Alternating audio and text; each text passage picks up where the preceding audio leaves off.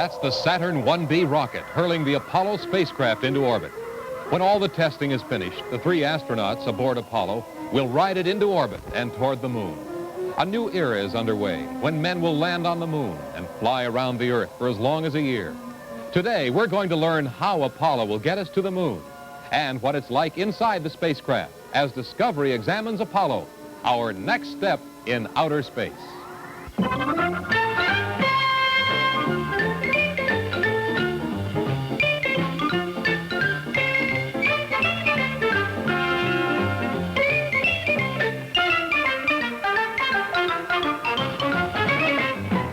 Discovery 67, the award-winning program for young people with Bill Owen.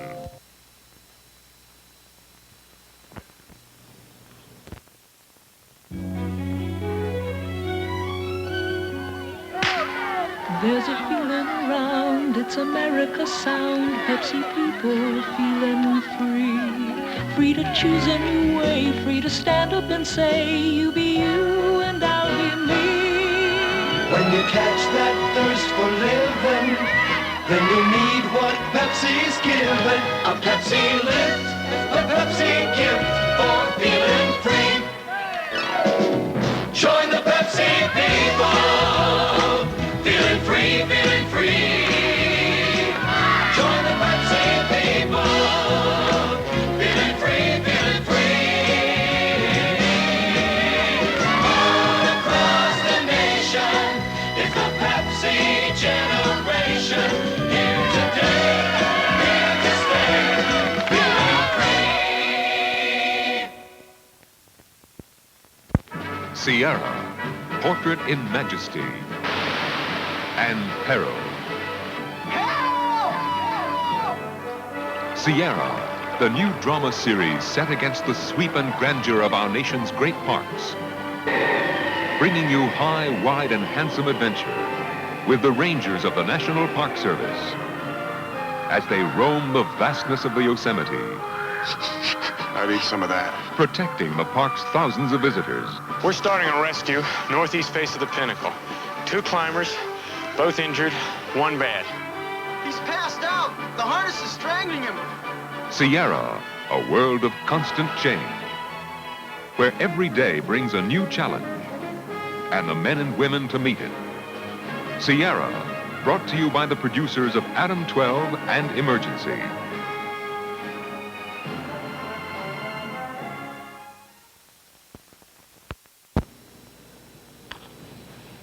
Hi, welcome to Discovery.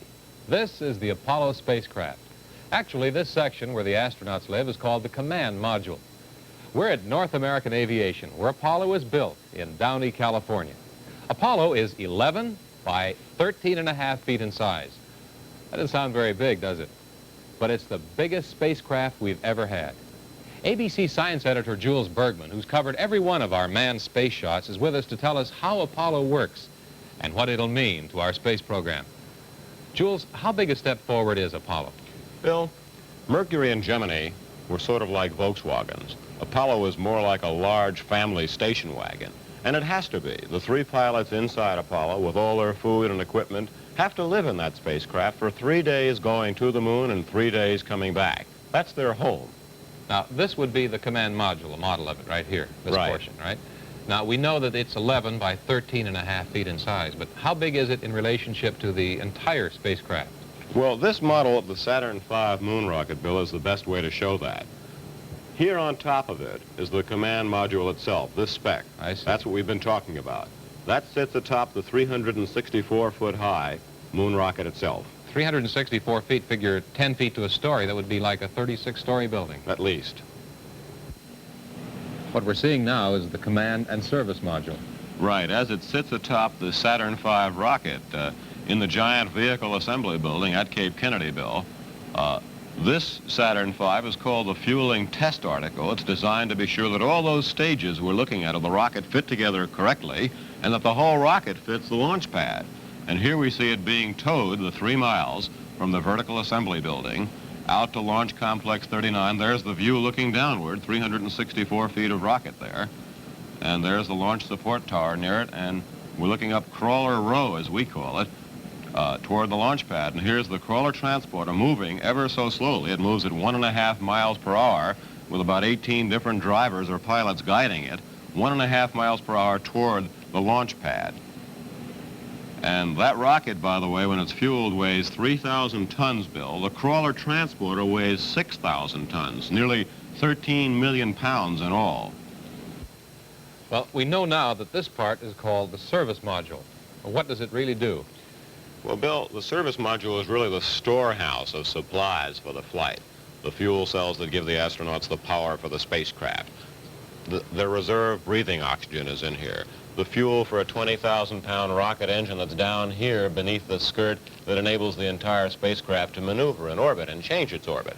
And the fuel for these tiny rocket engines, they're called thrusters, that enable the astronauts to control the attitude of the spacecraft, to change the pitch, if you will, the roll, or the yaw of the spacecraft. All those supplies are stored for the entire trip in this service module, which stays with the spacecraft until just before the reentry. I see.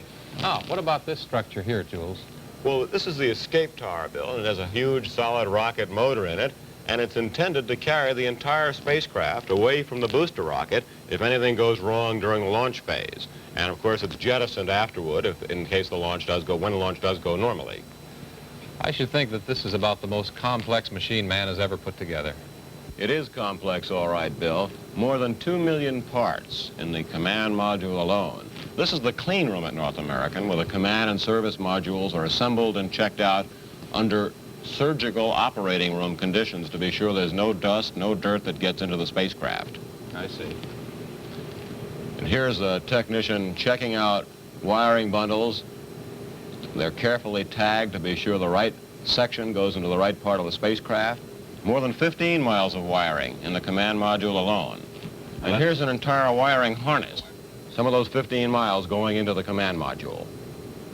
And testing is the name of the game, Bill, in spaceflight. These are the escape tower rocket tests being held at White Sands Proving Grounds with a boilerplate spacecraft. That escape tower is powered by a 150,000-pound thrust solid rocket engine. Here it is with cameras on board. And it's designed, of course, to carry the entire command module away from the booster rocket in case anything goes wrong during launch. And in all these tests, it's worked superlatively. There's the boost protective cover that's called that protects the command module itself from the rocket exhaust going away. And now these cameras mounted aboard the command module, and this is an unmanned test, of course, show us the spacecraft starting to come down. The pilot chutes aimed at stabilizing the spacecraft before the big chutes open have begun to come out here. So there's more than one chute system. Oh, there's a system of really 3 different parachutes used. Pilot chutes, drogue chutes, and the main chutes. Pilot chute is designed to open at 25,000 feet in normal flight, then the drogue chute, and then finally there's the mortar firing that enables the drogue chute to pull out the 3 main parachutes. Each of them, there's the drogues coming out right now. Slow motion here. Slow motion footage, so it takes much longer than it normally would. And here are the 3 main chutes beginning to unreef, to unfurl as they come out of the top of the spacecraft. Each of those 3 main chutes, 85 feet in diameter when it opens. And one of the fail-safes built in here is that any 2 of those main parachutes can get the spacecraft and the crew down safely without their being injured. There they are, completely open as the spacecraft descends to a normal landing.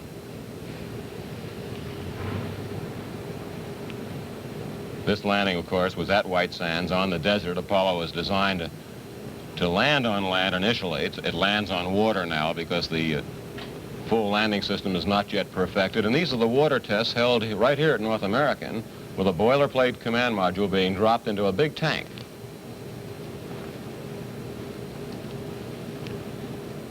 Tests are aimed at 2 things, really. Seeing how well the spacecraft hull or fuselage takes the shock of landing in the water, and then seeing how well it floats, how well it does as a boat. All that testing, but still there was the Apollo 1 tragedy.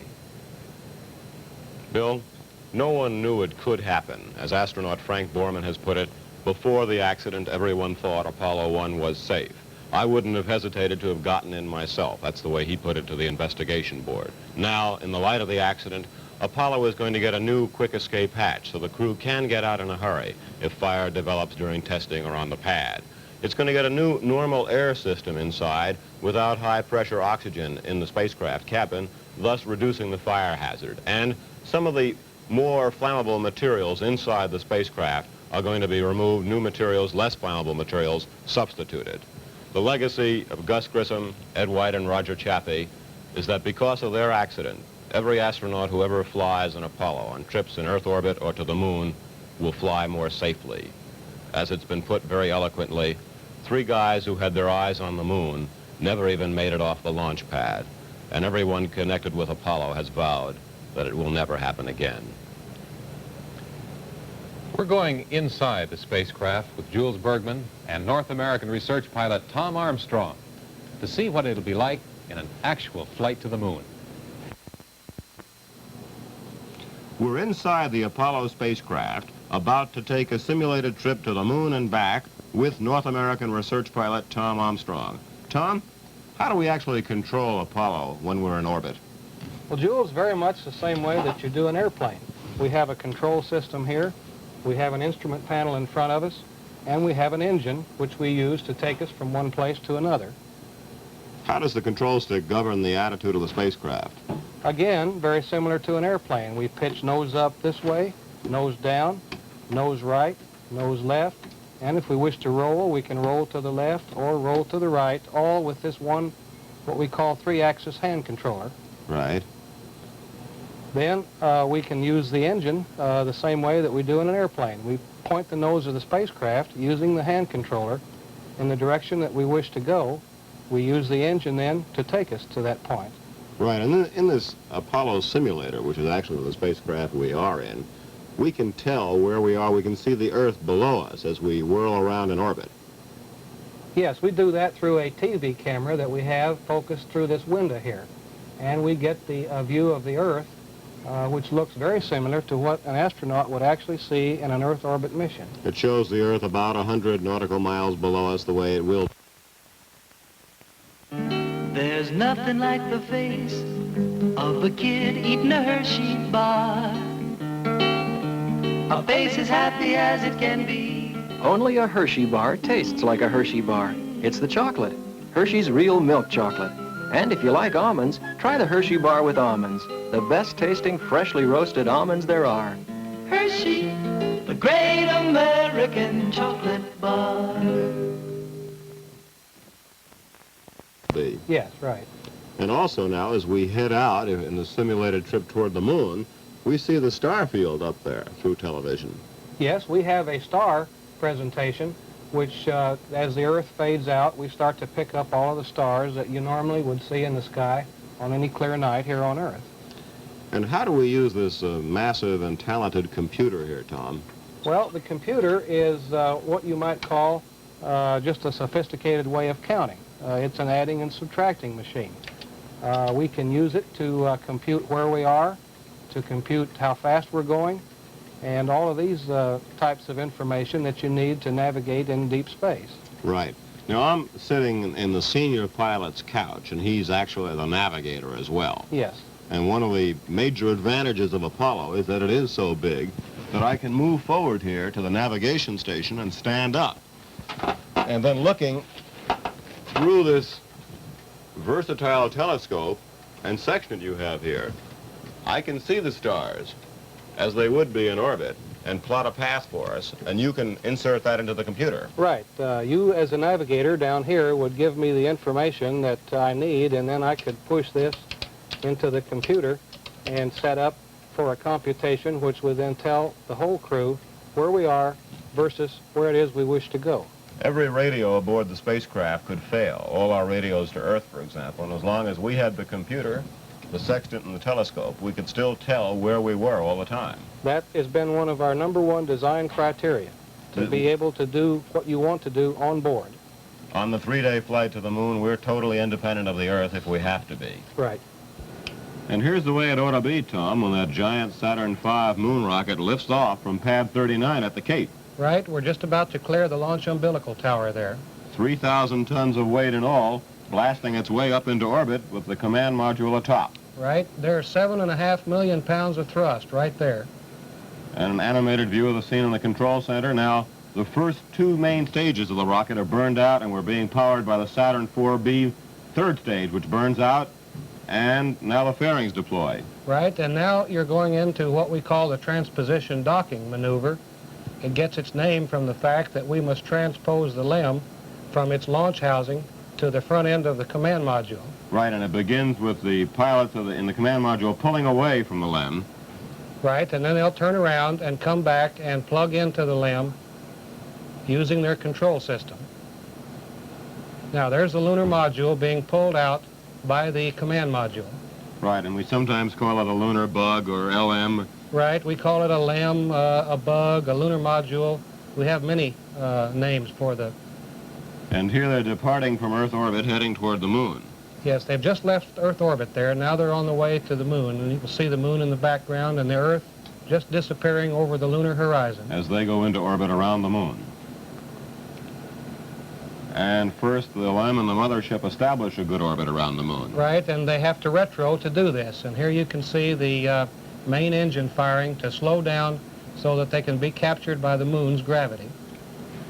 Then, after checking out the command module in the orbit, two of the crew members get aboard the LEM and begin to check it out. Yes, they check it out, go through a detailed electronic and systems checkout, and then they'll actually separate from the command module to begin their journey down to the surface of the moon. And you can see how the two vehicles are joined by that airlock there in the center. Right, and the tunnel which they crawl through. Right. Now there's the actual separation of the LEM from the command module, which stays in orbit around the moon.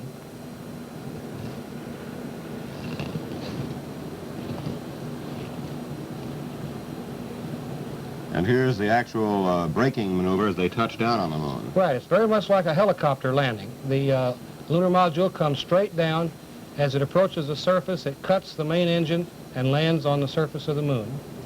And may all landings be that smooth. We hope so.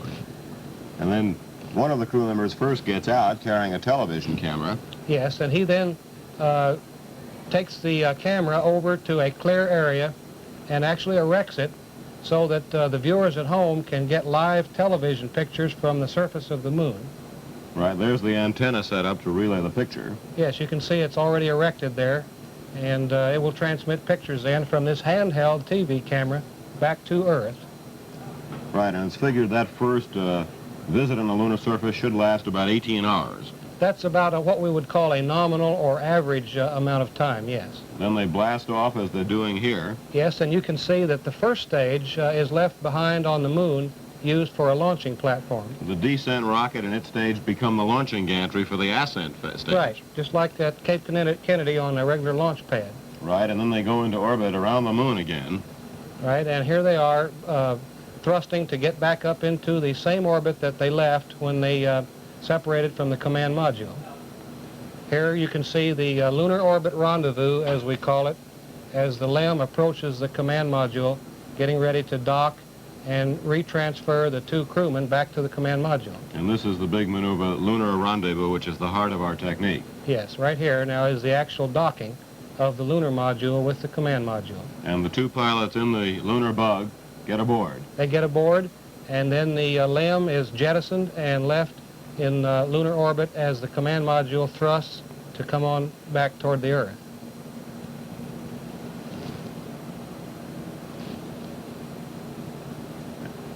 And the trip back from the moon to the Earth is going to take about 3 days, about 68 hours, I think it's figured at. 68 hours is actually the minimum time. It could be up to 72. And then they jettison the service module as they come into the Earth orbit. And begin their atmospheric entry. You can see the shock wave forming here on the command module as they enter the atmosphere. Now you can see the deployment of all of the parachute systems that are on the vehicle. There's the two drogue chutes for stabilization. They're jettisoned and the pilot chutes come out, which in turn bring out the main descent parachutes.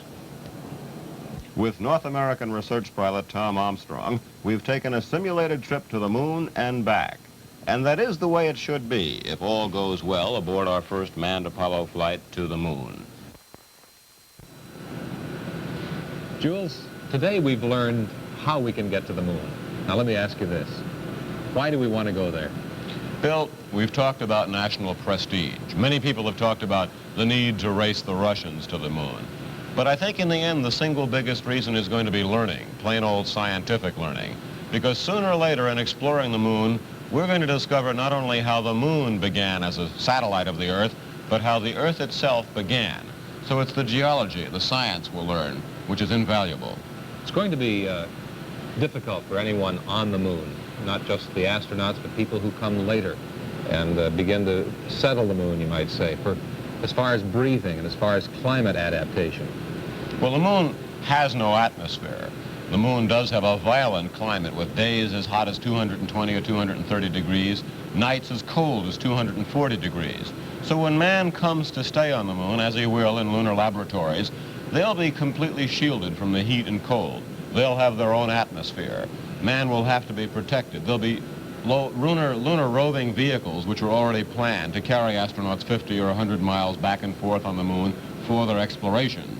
But the moon itself is only the beginning of the space program, Bill. Is it possible that the moon will ever be more than a place to hold all this equipment we're talking about? In other words, will there ever be cities on the moon? No one seriously thinks there'll be cities. The moon might be a way station, if you will, an interplanetary refueling point for trips to Mars or beyond. There's some thought that the volcanoes of the moon, which the Russian scientists claim to have seen smoke rising from, may have hydrogen fuel beneath them. That hydrogen fuel might possibly be usable to refuel our rockets with. Isn't there an analogy here, Jules, with the ancient explorers settling in the new world and discovering new territories? What do we know? What is beyond the moon, Mars, Venus, and so on? We know very little, except we know that we know enough at this point to get there with our technology, with man's ingenuity, and that using a nuclear-powered rocket, which the President has now asked the Congress to appropriate the money to build, and using Apollo, using the Saturn V, man can get to Mars, for example, which very likely will be our next manned target in this planet system of ours. I can envisage, too, some diplomatic problems. Who owns what territory? Well, nobody's going to own any territory out there. One of the few things that we have agreed on in this world of ours at the United Nations is that no one's going to own planets or space. They're going to be open internationally for all men to explore. The whole subject is fascinating. And remember, it's been just a little more than 5 years since John Glenn made our first orbital flight. A flight lasting less than 5 hours. Jules, thanks for being with us today and having this look at Apollo with us and our future in space. Brushing starts your taste off right, but as the day wears on, Tingle, get that just brushed freshness with Dentyne. That tingle tells you your breath is fresh, your mouth is clean. All day long, delicious Dentyne. Your breath is fresh, your mouth is clean. Get that just brush freshness with Dentyne. Sierra, portrait in majesty and peril. Sierra, the new drama series set against the sweep and grandeur of our nation's great parks, bringing you high, wide, and handsome adventure with the rangers of the National Park Service as they roam the vastness of the Yosemite. Sierra, brought to you by the producers of Adam 12 and Emergency.